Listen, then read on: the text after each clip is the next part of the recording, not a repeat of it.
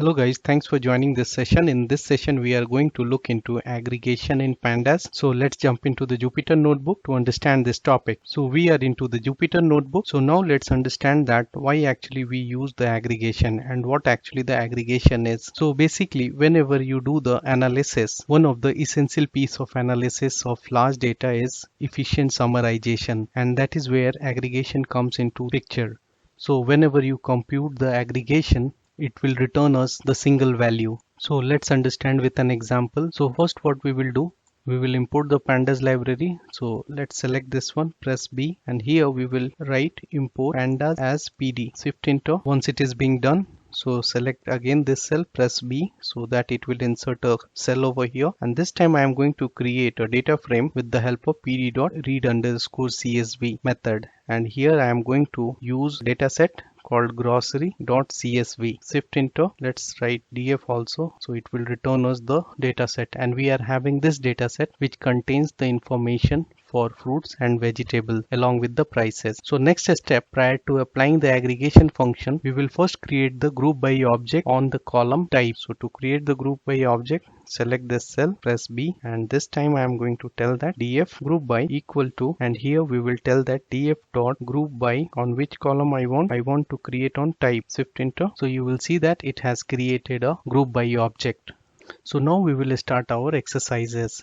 So we have understand that aggregation, what actually the aggregation is. As I already mentioned that aggregation is one of the technique by which you can summarize your large data set. For this example, I am having very simple data set, but when you are going for large data set analysis, on that time it is very handy to summarize your information, which we will look into when we will do the project. For a time being, I am just giving you information about how to use the aggregation function on group by object in pandas. So let's start with the first exercise. Press B over here, and I am going to use the size function of group by object. So here df.gb, and here I will specify size. So it will return the item counts from each group, df_gb dot size method. Shift enter, and you will find that we have two groups. One is for fruit, another one is for vegetable, and each have 10 items. So this is about count of items. Now suppose if you want to calculate the mean, so how do you do that? So you want to calculate the mean for the price, so you can do it like, you need to specify df_gb, and over here you need to specify the price dot mean method. Shift enter.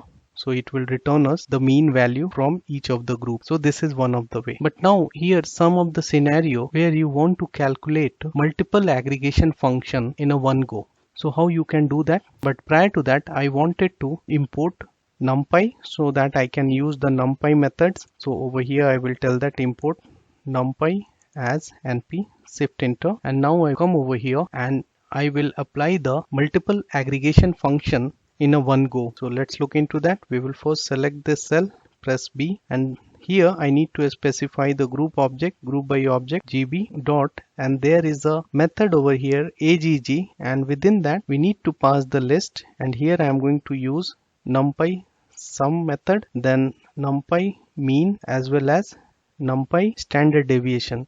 So these three aggregation function I want to calculate in a one go. So how I can do that? I need to do it like this way. Now do the shift enter, so it throws the error.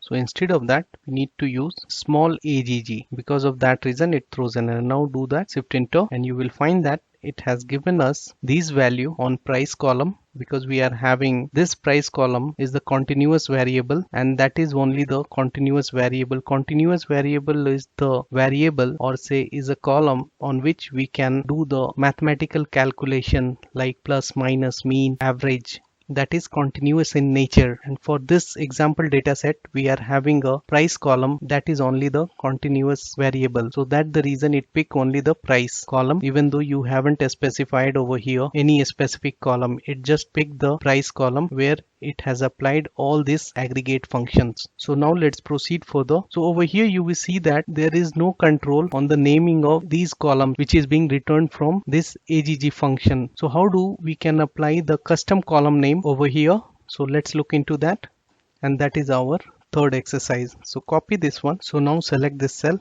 press B over here and paste the copied thing, and then over here you need to use rename method, and this will accept columns, and that is going to be a JSON value. So you need to write something like this, curly braces, and over here you need to specify the default name is sum. So instead of sum, we want it should be called as count. So we can specify our custom name over here. Instead of mean, I'm interested in it should be called as average, and instead of std, I want to call it as standard deviation. That's it. Shift enter, and you will find that it has picked up the custom column name. And this is what I wanted to demonstrate you in this session.